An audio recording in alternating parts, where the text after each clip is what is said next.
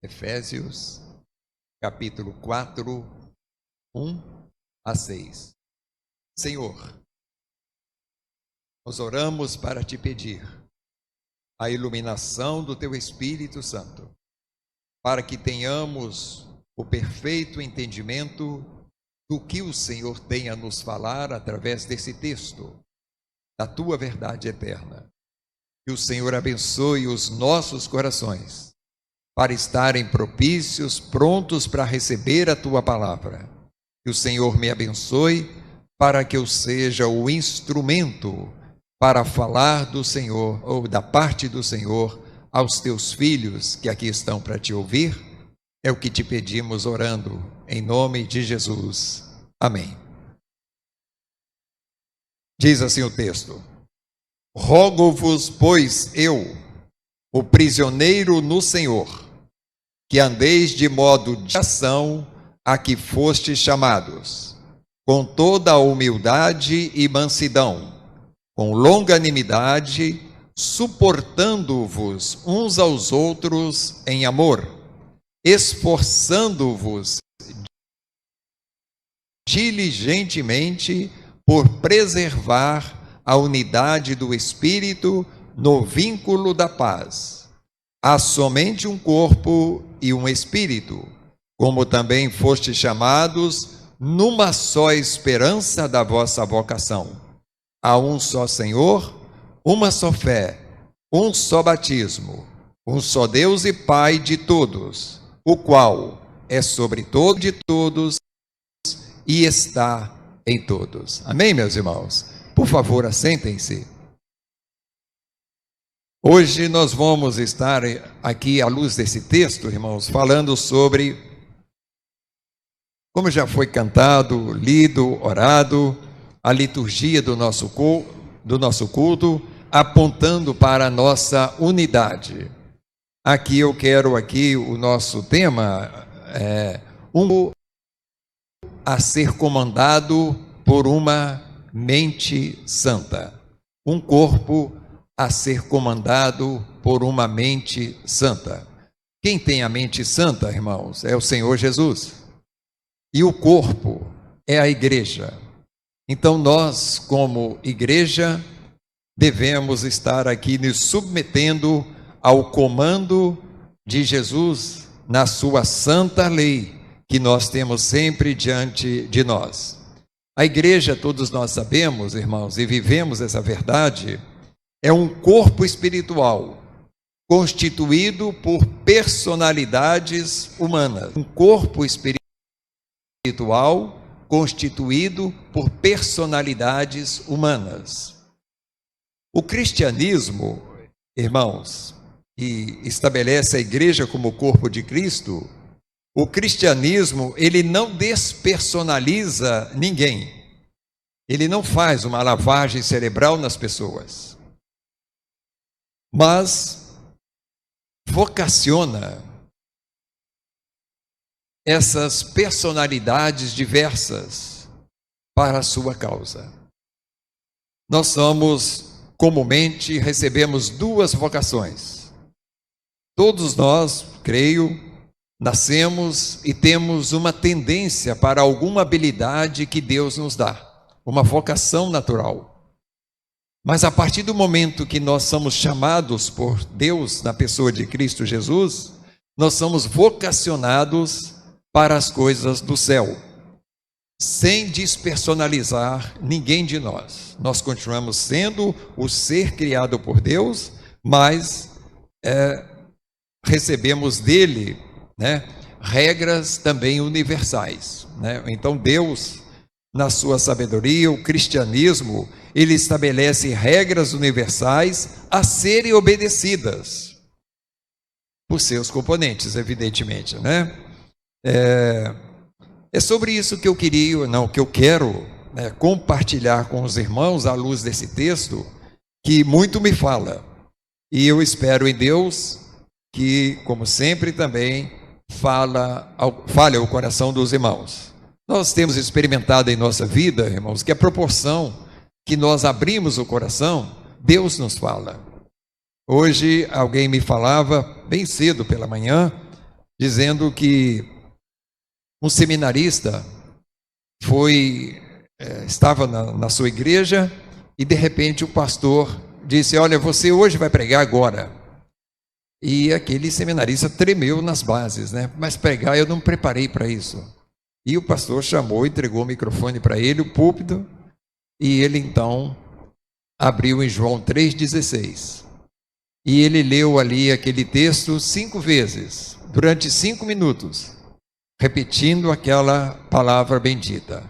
Deus amou o mundo de tal forma que deu o seu Filho único, para que todo que nele crer não pereça, mas tenha a vida eterna. E aquele seminarista então repetiu aquele texto por 5 minutos, orou, agradeceu a Deus e foi sentar no seu lugar. Depois, em particular, o pastor chamou e disse a ele: olha, creio que você nunca mais vai pregar um sermão tão espiritual quanto você pregou hoje pela manhã, porque você não fugiu da Bíblia, você pregou a palavra de Deus. Então, irmãos, esse é o intuito nosso de estar aqui exortando aos irmãos no início dessa palavra, para que o nosso coração esteja propício, aberto para ver aqui que nós somos um corpo que devemos admitir o comando de uma mente santa. Se é uma mente santa, é uma mente perfeita. E nós não temos nenhuma restrição a prestar bem atenção nesse comando, para então redirecionar ou confirmar a nossa forma de viver. E esse texto que nós acabamos de ler,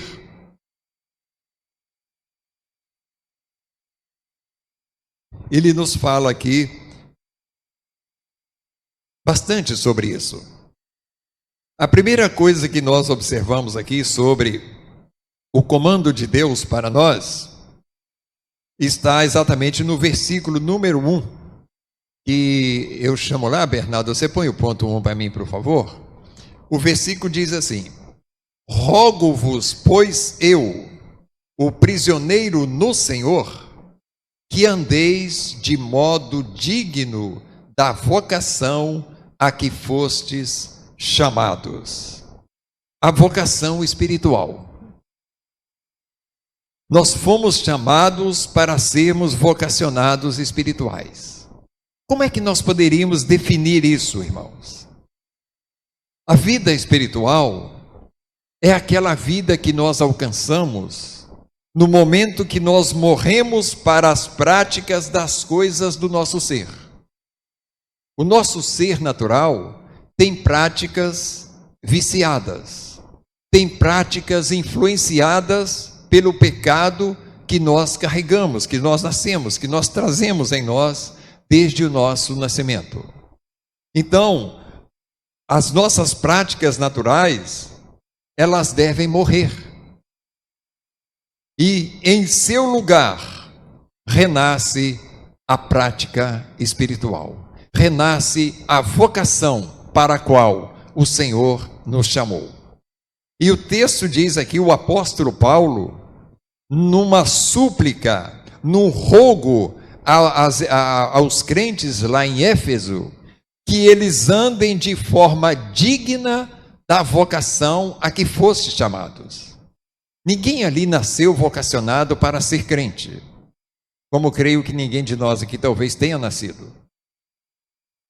Mas foram chamados a isso.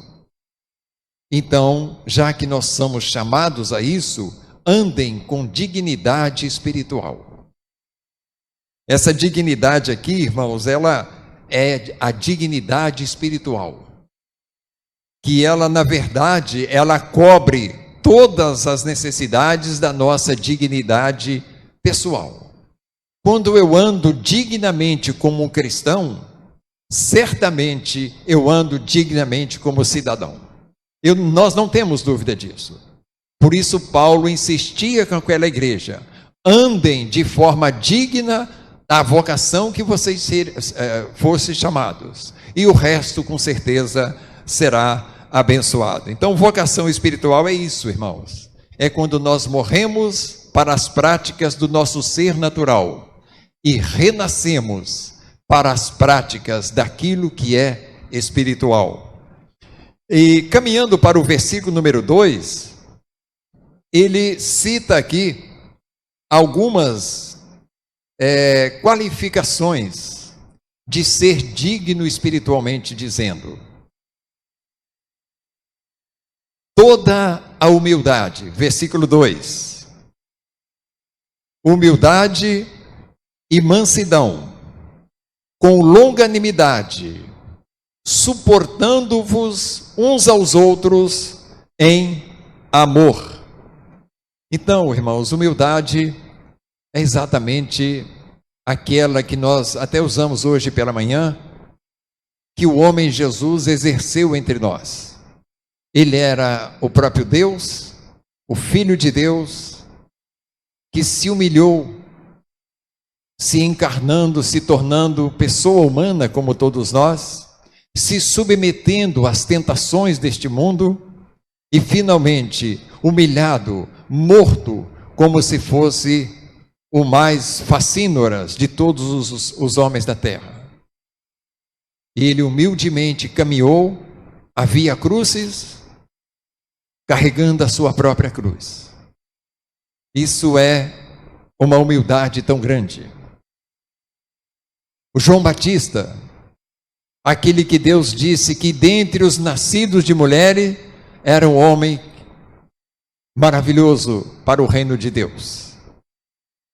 E ao momento em que ele viu Jesus, ele humildemente saiu de cena e disse a seus seguidores o quê?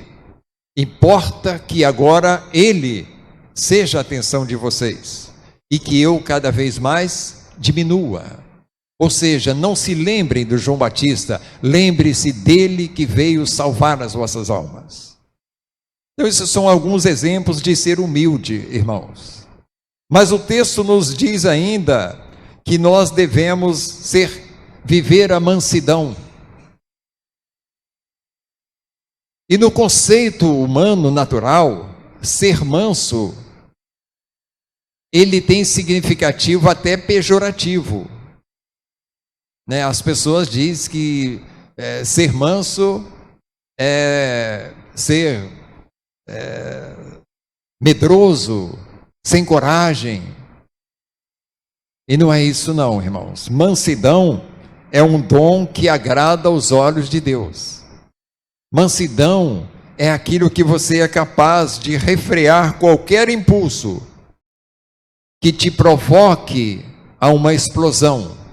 Mas você refreia aquele impulso e segura, e é manso e humilde de coração. Então isso é uma característica. O cérebro, a mente santa de Jesus nos indica exatamente isso que nós estamos aqui lendo nesse versículo número 2. Longanimidade. Nós precisamos ter um ânimo longo, por exemplo, de ajudar as pessoas, de aguentar as pessoas, de tolerar as pessoas. Tanto é que o versículo encerra falando exatamente isso, suportando-vos uns aos outros. Nós precisamos ter um longo ânimo, irmãos, para suportar uns aos outros. Sem exceção, se os irmãos me permitem, todos nós temos momentos de sermos intoleráveis. E se nós não encontrarmos pessoas longânimas, com certeza vai ter atritos. Então sejamos nós longânimos, porque nós vamos nos deparar com tantas pessoas que são, como se diz, insuportáveis. Criou-se até essa frase no mundo, tá? Então, longanimidade, suportar uns aos outros. Eu fui estudar um pouco mais esse suportar uns aos outros. Ele é traduzido por aguentar mesmo, tolerar e até mesmo sofrer por amor. Se alguém te perturba muito, que te leva ao sofrimento, pelo amor de Deus que está em você, está em mim, deve estar. Nós devemos ser longânimos e suportar as pessoas. Como é que nós andamos nisso, irmãos? Essas são as orientações. Esse é o comando da mente santa para o seu corpo. Mas a gente olhando para o verso número 3, ele continua ainda citando alguns direcionamentos da mente de Jesus para o seu corpo. Esforçando-vos diligentemente por preservar a unidade do Espírito no vínculo da paz. Esforçar diligentemente, meus irmãos, quer dizer zelo, estar prontamente decidido para preservar a nossa unidade como corpo de Cristo. É fácil isso, irmãos? Não é. Porque nós muitas vezes não somos tão amáveis uns para com os outros. E se nós não nos esforçarmos de forma diligente, de forma zelosa, pronto e decidido, eu vou permanecer unido com meu irmão em Cristo Jesus. Nós temos dificuldade, às vezes, de preservar a nossa unidade fraternal lá com nossos irmãos, nossos parentes mais próximos. Na igreja nós somos irmãos, filhos de Deus em Cristo Jesus. Nós somos co-herdeiros de Cristo Jesus, mas carregamos uma personalidade que não vai ser alterada, mas que ela precisa ser refreada, que ela precisa ser dominada pelo poder do Espírito Santo em nossas vidas. Então é isso, irmãos, cumprir dignamente os deveres da vocação a que foste chamados. Eu e os irmãos fomos chamados para sermos humildes, como Jesus o foi. Somos vocacionados para sermos mansos e humildes de coração. Somos vocacionados para ser longânimos. Somos vocacionados para suportar uns aos outros. Se os irmãos entendem assim, digam amém, por favor, meus irmãos. É isso.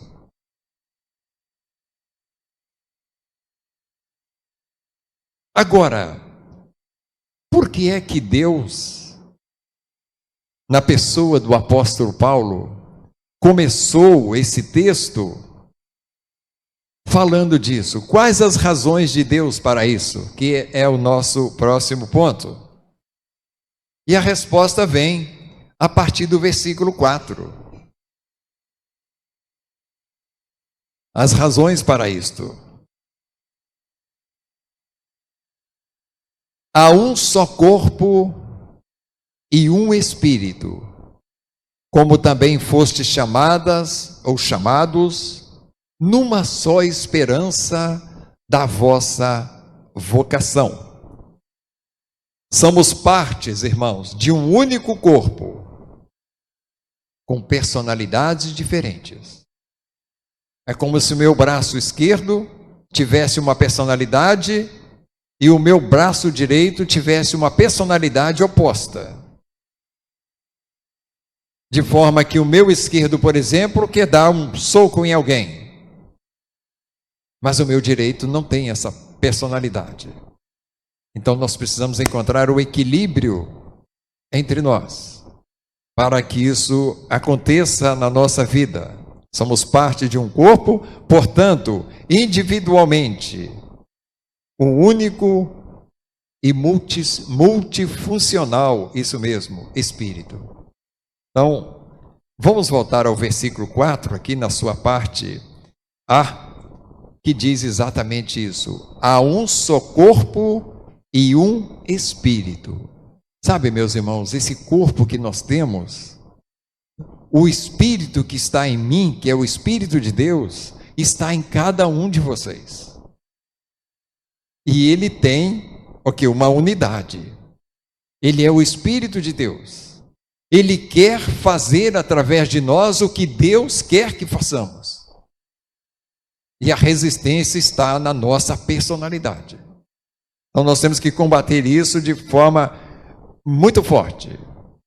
Portamos um único Espírito que tem multifunções espirituais para cada um de nós. Então é isso que o texto está nos ensinando aqui. E ele diz também, esse versículo número 4, que nós temos uma só esperança. Que esperança única temos nós, irmãos?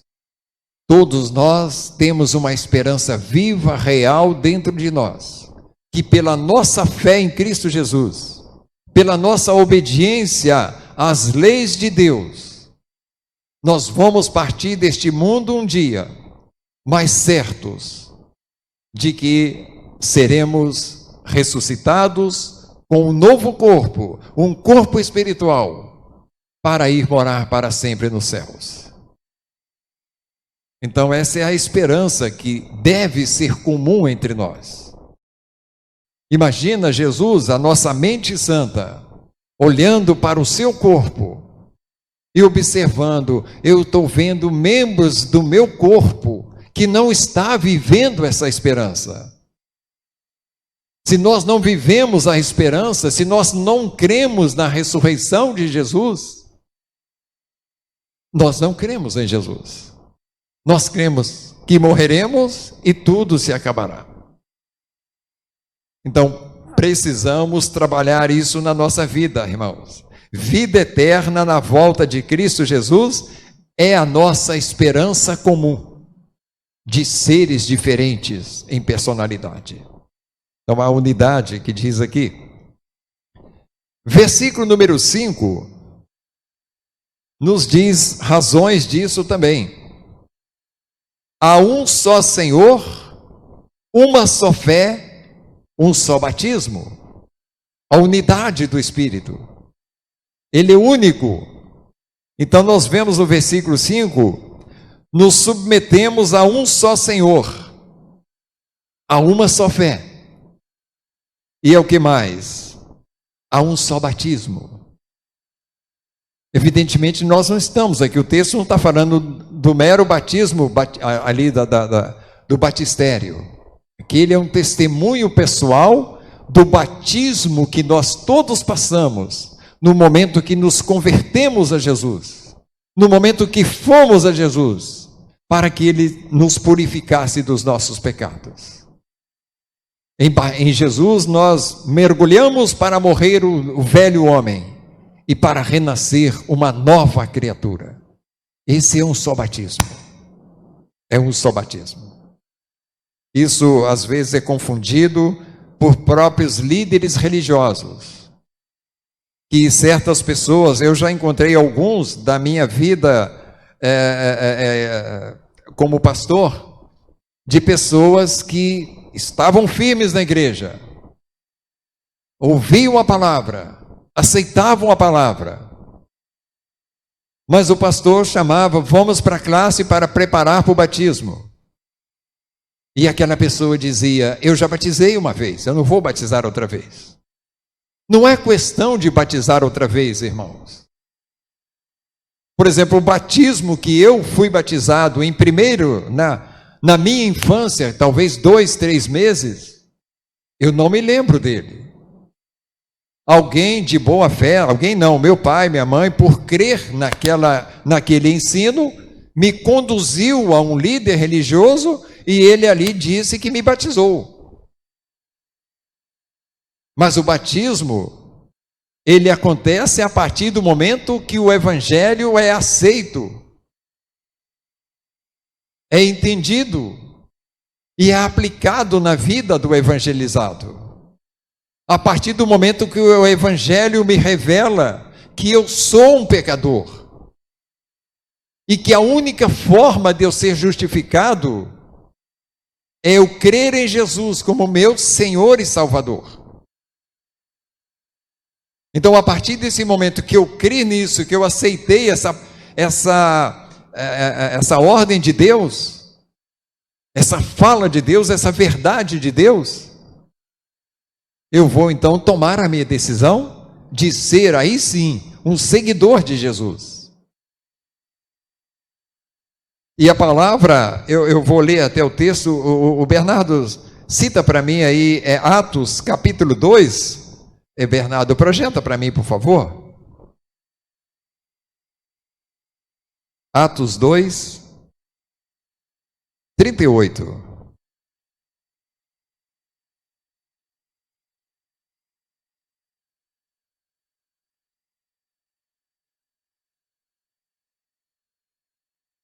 Isto.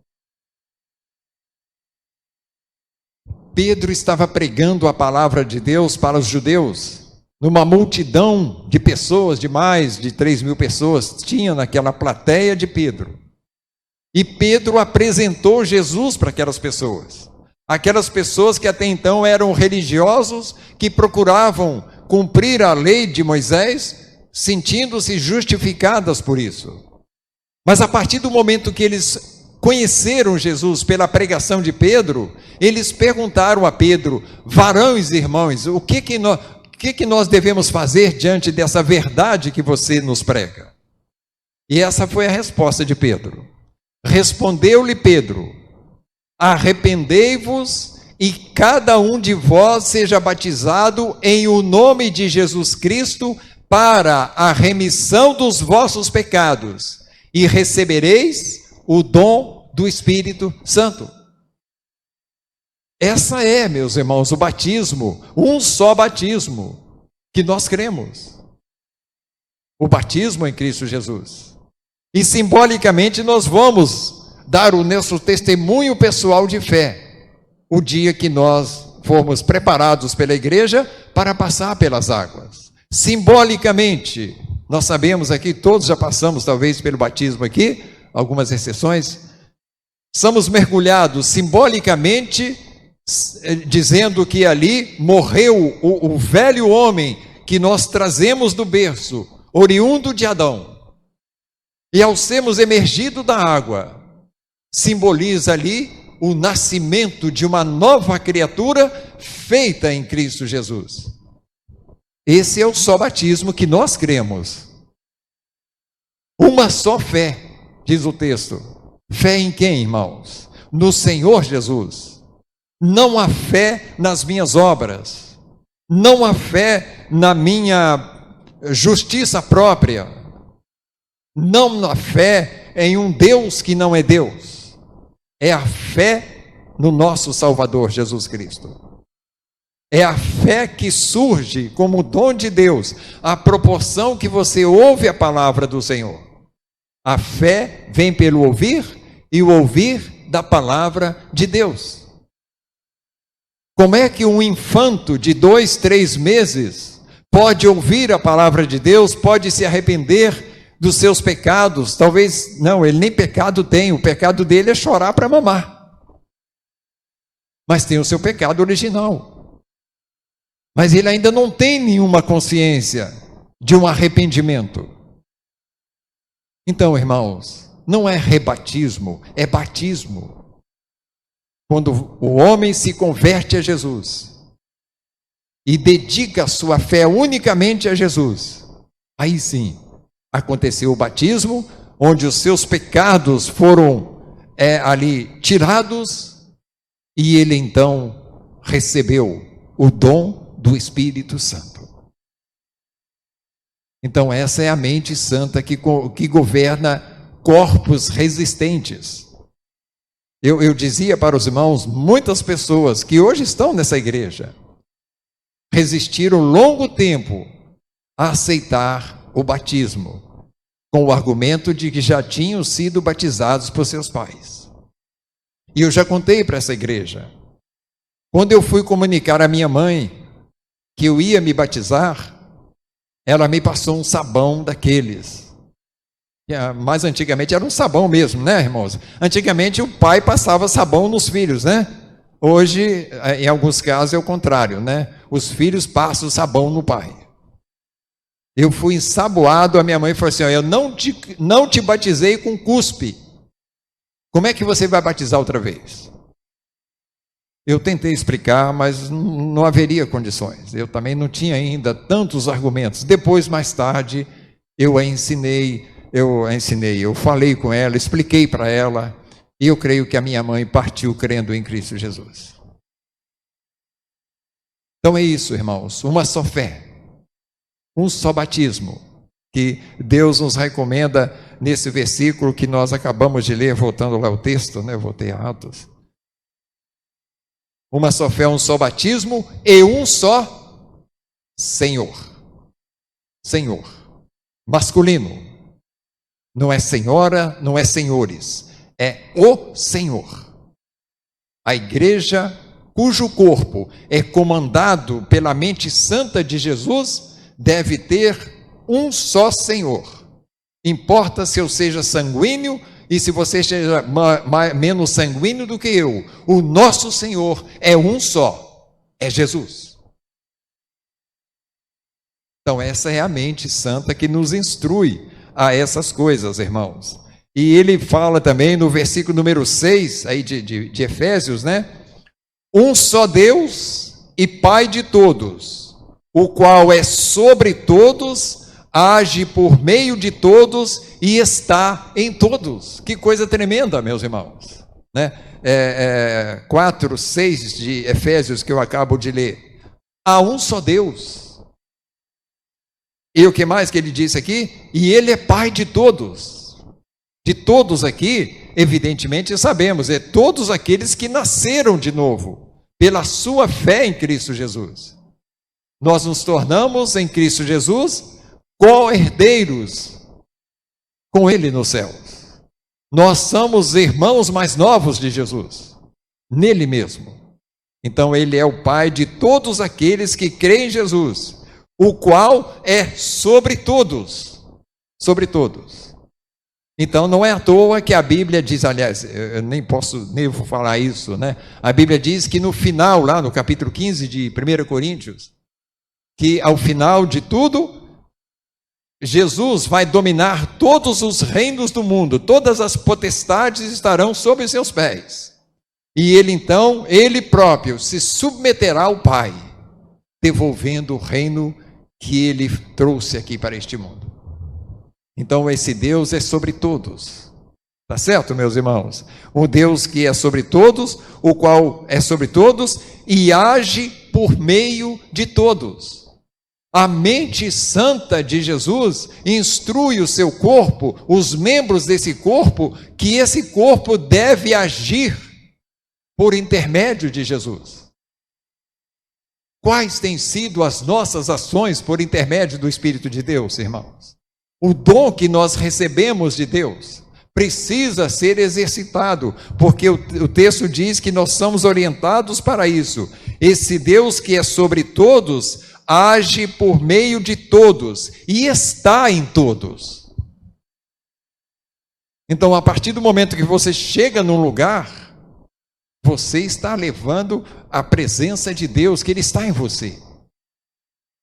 Eu vou na igreja porque lá no templo Deus está presente. Não, Deus se faz presente aqui através de cada um de nós, que o trazemos para cá. Os irmãos entendem assim? Perfeito. Então essa é a instrução da mente santa. Então quando eu chego na minha igreja, de uma forma não obediente à mente de Jesus, eu sou um contrapeso para a presença de Deus. Quando a igreja se reúne em adoração, em proclamação, esse corpo precisa estar unido numa só fé. Hoje teremos conversões a Jesus. Eu creio nisso. Agora, se nós ficamos com o pé atrás nessa fé, com certeza tornamos um contrapeso negativo para o agir de Deus através de cada um de nós. As pessoas não se convertem somente pela pregação do pregador, elas se convertem através da ação do Espírito de Deus no corpo. Por isso o pastor, quando faz o apelo, às vezes o pastor faz o apelo, a igreja precisa chorar diante de Deus, clamar diante de Deus, Deus haja através desse corpo, para que almas venham a render-se aos pés de Jesus. Para que nós tenhamos mais pessoas com uma só fé, um só Senhor, que passa por um só batismo. Então essas são as razões, irmãos, que nós temos para crermos nisso. E eu concluo aqui com o terceiro. Eu quero aqui citar, irmãos, alguns exemplos de nossas dificuldades nisso. Sim, irmãos, são exemplos, inclusive, bíblicos, né? Veja bem, as nossas vocações, as nossas aptidões originais ou naturais, elas são corrompidas, elas são viciadas.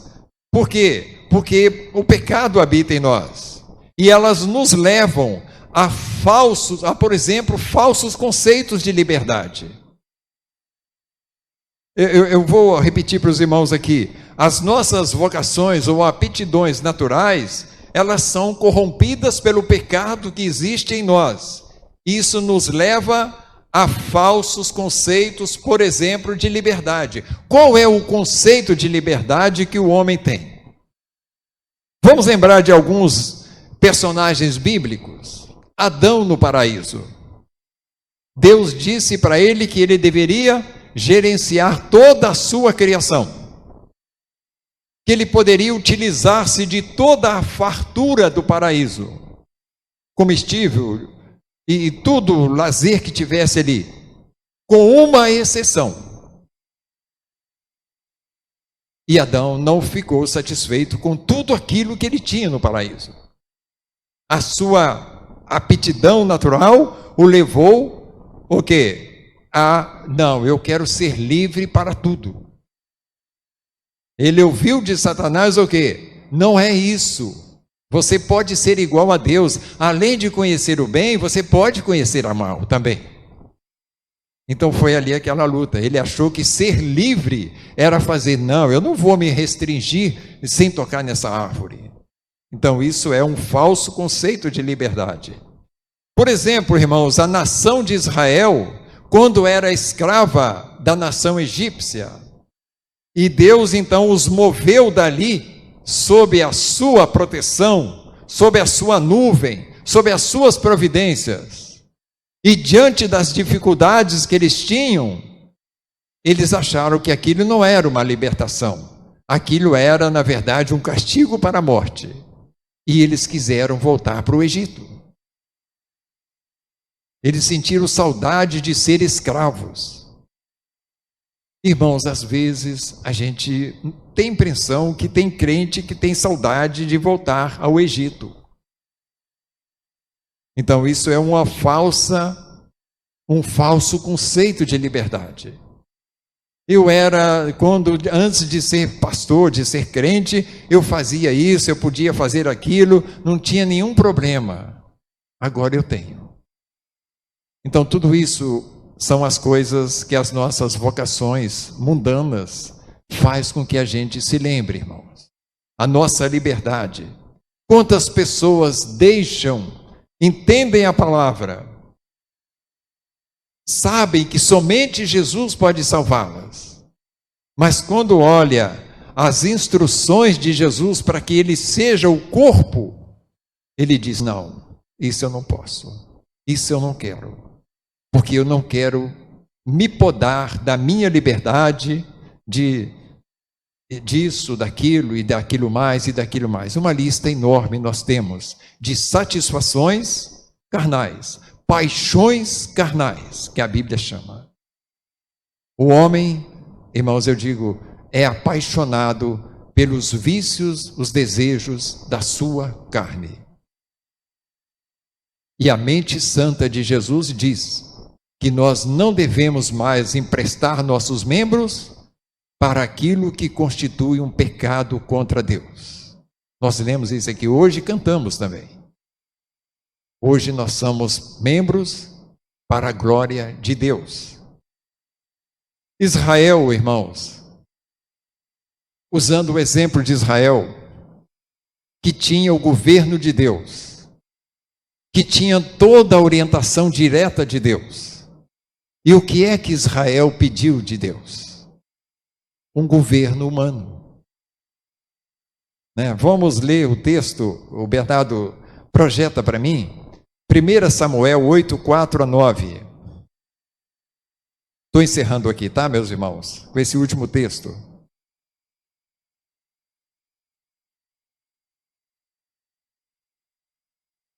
Então, deixa eu fazer um contexto aqui, irmãos. Israel saiu do Egito, peregrinou pelo deserto naquele tempo e chegou à terra prometida. E Deus inicialmente confiou a cada tribo, as 12 tribos, que eles se gerenciassem, que eles se comandassem. E não andou certo. Então Deus providenciou chamados juízes, líderes religiosos ou políticos, para que exercesse ali uma gerência sobre a nação de Israel. Mas sempre aquele juiz estava sob a batuta de Deus, orientado por Deus. Faça isso, que a vitória virá. Todos nós lembramos dos juízes aí, Jefté, Sansão e tantos outros mais aí. Vinha Deus, acertava as coisas, Israel voltava para o pecado. E foi até o momento em que Israel olhou e disse: isso não é liberdade. Nós queremos um rei para nós. E olha como foi a história. Então os anciãos todos de Israel se congregaram e vieram a Samuel, a Ramá, a uma cidade próxima, aonde morava Samuel, e lhe disseram: vê, já estás velho, e teus filhos não andam pelos teus caminhos. Constitui-nos, pois, agora um rei sobre nós, para que nos governe como o tem todas as nações. Israel não queria mais o governo de Deus, irmãos. Ele queria um rei como todas as nações pagãs que tinha ao seu redor, tinha. Vamos ver o que aconteceu. Porém, esta palavra não agradou ao profeta Samuel, quando disseram: dá-nos um rei para que nos governe. Então Samuel orou ao Senhor. Disse o Senhor a Samuel: atende à voz do povo em tudo quanto te diz, pois não te rejeitou a ti, mas a mim, para eu não reinar sobre ele. Pode mudar. Segundo todas as obras que fez desde o dia em que o tirei do Egito até hoje, pois a mim me deixou e a outros deuses serviu, assim também o faz a ti. Agora, pois, atende a sua voz, porém, adverte-o solenemente e explica-lhe qual será o direito do rei que o ver de reinar sobre ele. Quero que os irmãos guardem esse versículo. Nós hoje vivemos sob esse regime que foi criado lá em Israel. A monarquia de Israel. Hoje já não é mais uma monarquia, mas nós temos o rei que nós pedimos a Deus. Mas nós temos que ter consciência de que os direitos que esse rei que nós elegemos tem sobre nós. Por exemplo, ele tem o direito de, aos 18 anos, requisitar o seu filho para servir-lo 1 ano. E se houver uma guerra, ele tem o direito de enviá-lo para a guerra. Ele tem o direito de cobrar os impostos para sustentar toda a máquina governamental sobre todos os produtos que nós consumimos. Deus não cobra imposto, não cobrava nenhum imposto de Israel. Deus não requisitava os filhos deles, da nação de Israel, para servi-lo. E o povo achou que isso não era liberdade. Então, são os falsos conceitos de liberdade que nós temos. Às vezes o pastor dá um conselho de púlpito e comumente é mal interpretado. Mas a gente tem que pensar nisso, irmãos. Hoje não tem, nós somos cidadãos, nos chamo de cidadãos cristãos. Temos 2 pátrias. Somos brasileiros, esse país maravilhoso que Deus nos deu, mas somos cidadãos dos céus em Cristo Jesus. E nós precisamos ter juízo. para eleger os reis que nós queremos que governem a nossa vida e o nosso país. É isso que o pastor orientou e que alguém falou que o pastor estava pregando política aqui. Não estava. Ele estava dizendo que os irmãos tivessem a consciência do rei que nós vamos eleger para nós, sempre, em todas as eleições. Porque nós temos uma consciência cristã, irmãos. Como é que eu posso eleger um rei que contraria as leis de Deus, se eu sou um homem de Deus? Então a gente tem que pensar nessas coisas. Temos que imaginar essas coisas. Temos que agir dessas coisas, porque nós somos governados por uma mente santa. Que Deus nos abençoe, irmãos, para que nós nos submetamos a esse governo santo sobre nossas vidas.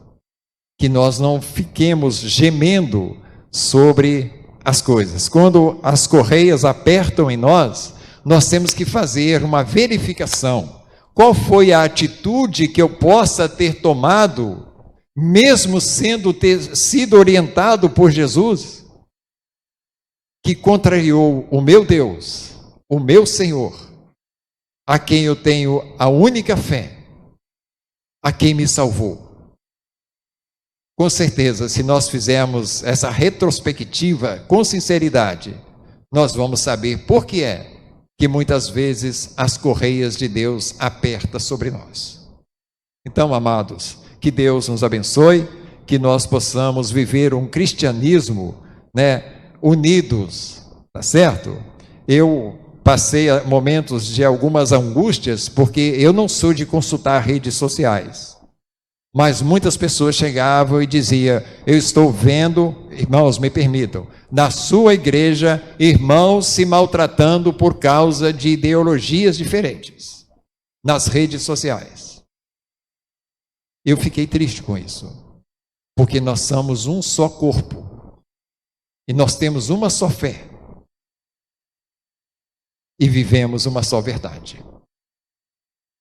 Então, vamos pensar nisso, irmãos. Não vamos deixar que as coisas do mundo prejudiquem a nossa unidade. Unidos num só espírito, diferentes. Mas quanto à contrariedade das coisas de Deus, nós temos que contrariar as nossas vontades. Guarde isso, irmãos. Se o meu irmão, diferente de mim, me ofendeu, me maltratou, eu não posso fazer isso com ele. Porque Jesus me instrui que eu devo ser manso, humilde e longânimo e suportar o meu irmão. Mas lá o texto diz que nós devemos suportar uns aos outros. Os irmãos precisam me suportar. E o pastor sempre é meio insuportável, porque ele fala coisas que muitas vezes contrariam o seu coração, mas que ele não pode falar fora da palavra de Deus. Aí ele está, se ele fala na palavra, está certo. Se ele fala fora da palavra, ele está errado. Que Deus nos abençoe nesse entendimento e que nada afete a nossa unidade no Espírito de Deus. Bendito Deus. Que o Senhor abençoe esta igreja, que é o corpo de Cristo, composta de pessoas, de pensamentos, sentimentos, de muitas diferenças, de personalidades diferentes, mas nós somos chamados, vocacionados para as coisas dos altos, para as coisas dos céus, e nós temos uma mente santa que nos comanda. Que o Senhor abençoe a cada crente desta igreja, para que nós obedeçamos sempre esta santa mente, seja qual for a circunstância. Senhor, eu te peço por mim e por todos os meus irmãos aqui presentes, em nome de Jesus. Amém.